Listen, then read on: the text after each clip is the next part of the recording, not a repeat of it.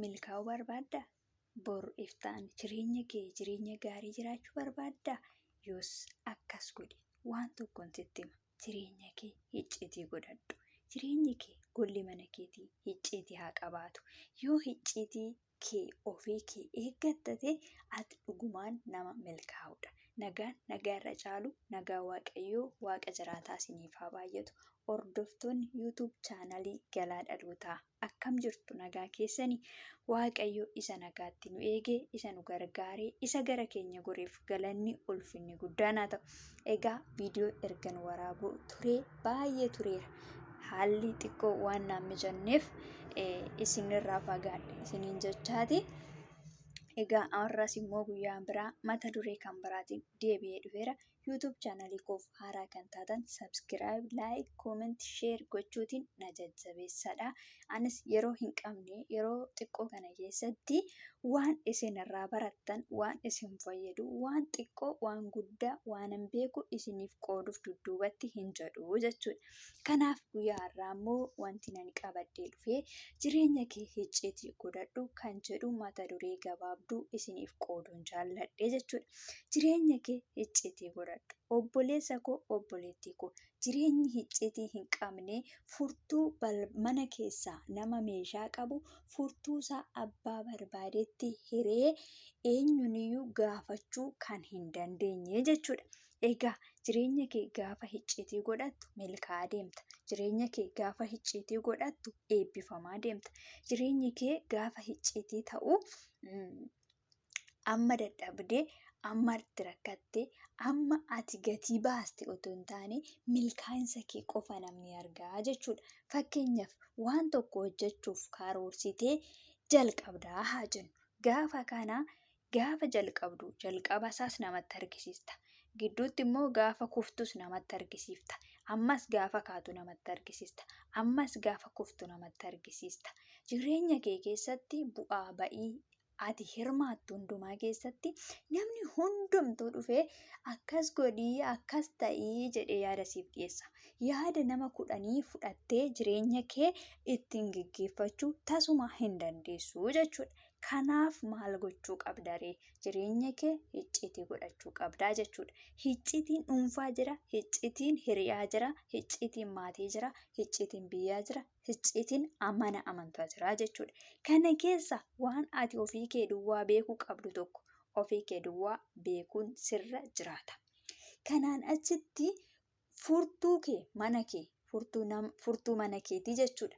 Nama 5 yoo laatte abbaan 5 sana keessaa tokko yookiis namni 2 dhufee mana kee banee ol galee meeshaa kee yoo si saame waan ati manicha keessaa qabdu fudhatee yoo sokke ati nama 5 sana nama 6 sana yoo gaafatte abaluu meeshaa koo na jalaa bade yoo jetteen nuti qabduu furtuu kee yoo taaneyyuu mana kee hattuu hin dhufne yookiis immoo nuti hattuudha jedhanii jibba kan biraa sii kaasuu danda'u jechuudha. Kanaaf ati immoo furtuu kee namoota kana hundumatti hirtee kanaanis sanaanis komatamuurra furtuu kee maal gochuuti qabda? Harka kee keessatti qabachuuti qabdaa jechuudha. Egaa akkuma kana icciitiin kee jiruuf jireenya keessatti namni icciitii hin qabne hin jiru. Waan jalqabde tokko amma ija godhatutti, amma inni bilchaatutti bukoosaa namatti akkana hin baasin. Gaafa bukoosaa fiddee namatti argisiistu bukoon sun yookiin hin gubata yookiis hin lixata. Yookiis hin bukata yookiin hin bilchaata. Kanaaf ati bukoo tokko nyaata tokko hojjechuuf gaafa kaatu nyaanni sun garamitti akka ba'u hin beektu. Yookiis hin tola yookiis hin bada. Kanaaf waan argite, waan karoorsitu, waan yaaddu hundumaa namatti hin himin. Jalqaba milkaa'uudhaaf uumaa kee wajjin walii gali. Uumaa kee kadhadhu, isa barbaadi, dhimma kee ajandaa kee diriirsi fuula isaatti, isa wajjin haasa'i. Lammaffaa irratti immoo kutannoof jabinaan hojjedhu. Sadaffaa waan hojjettu sanarratti murtoo mataa keetii fudhachuu danda'i. Icciitii ofii keetii ofuma keetii qabadhu. Waan gootu sana gaafa hojjettee raawwattee xumurtee argisiiste gaafa bilchaate gaafa namatti argisiistu isa sirkaa fudhatee nyaatuufis gaariidha jechuudha. Maaliif jennaan wantichi bilchaateera jechuudha. Gaheera jechuudha. Bakka gaheera jechuudha. Waan itti qaanoftu, waan itti saalfattu tokko hin qabdu jechuudha. Garuu utuu inni hin bilchaatiin dheedhii isaatti yoo namatti diriirsite, yoo namatti fidde namni akkatti sirkaa fuudhee nyaatu hin qabu. Nyaachuudhaafi bukoodha.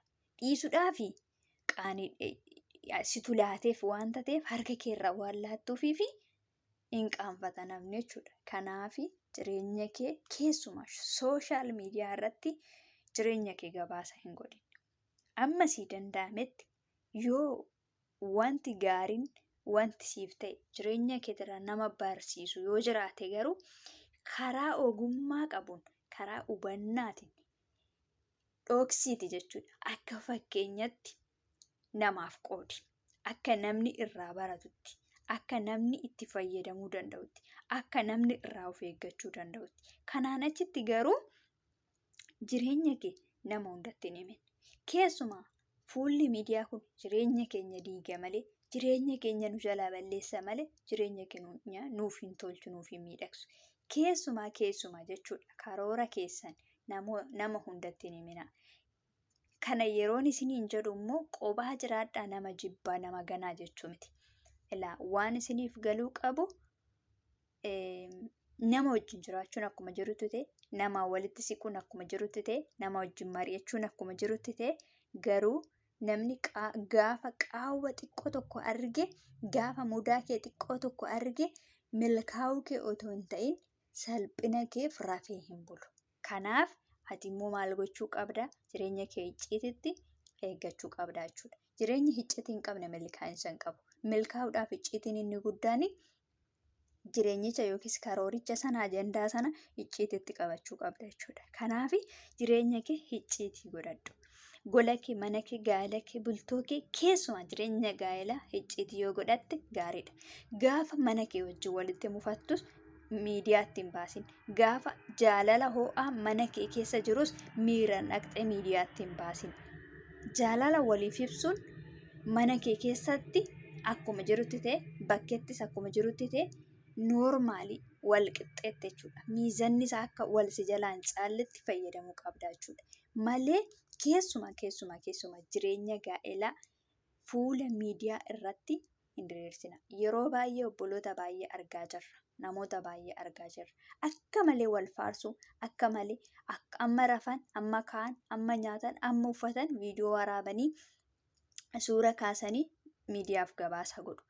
Achi namoonni immoo fuudhanii jiruu isaanii laaqaa oolu. Waliin rukutaa oolu.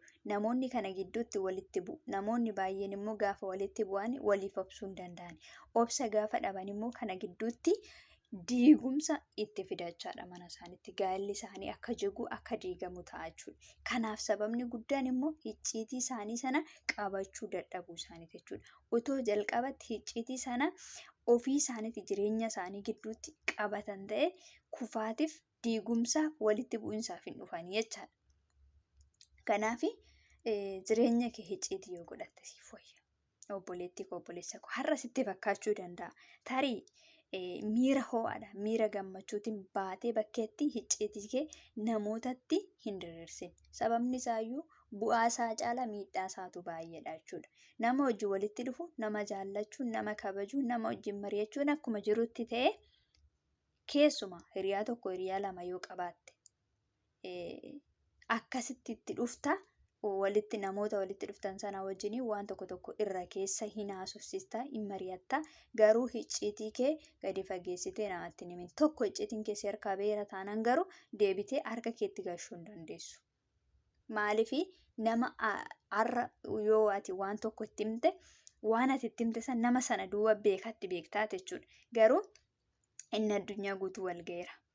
Yeroo baay'ee namoonni wantoota akkasiitu jireenya namaa keessa jira jechuudha. Namoonni icciitii qabachuu danda'an jiru, namoonni icciitii qabachuu hin dandeenye jiru. Keessumaa immoo dhimma kee isa ati ofii keetii hin qabanne namni siif qabuu danda'u hin jiru. Icciitii kee isa ati hin eegganne namni siif eeguu danda'u hin jiru. Kanaaf jireenyi keenya icciitiidhuma yoo nuuf ta'e, karoorri keenya, kaayyoon keenya waan nuyi yaadnu jira miti, waan bilchaatiin namatti dhiyeessu akkuma isiniin jedhe sana jireenya keessanii yoo icciitii godhattan gaariidha jechuudha. Kan garaan kee siin baanne garaan koo sii baataa jedhee jedhan namichi.